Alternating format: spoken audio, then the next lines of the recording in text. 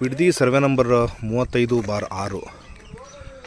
ಈಗೆಲ್ಲ ನಿಮ್ಗೆ ಗೊತ್ತೇ ಇದೆ. ಇದು ಬಂದು ಬಾನಂದೂರು ರೋಡು ಅಂದರೆ ಇದು ಮೆಗಾ ಸಿಟಿ ಪ್ರಾಜೆಕ್ಟ್ ಆಗ್ತಾ ಇದೆಯಲ್ಲ, ಅದೇ ರೋಡ್ ಇದು.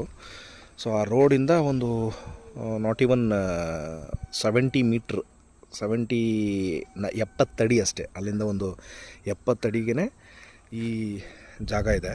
ಇದು ಕರೆಕ್ಟಾಗಿ ಸ್ಕ್ವೇರ್ ಇದೆ ನೋಡಿ. ಫ್ರಂಟಲ್ಲಿ ಬಂದು 100 ಅಡಿ ಸಿಗ್ತದೆ. ಹಿಂಗೆ ಉದ್ದ 220 ಅಡಿ ಇದೆ.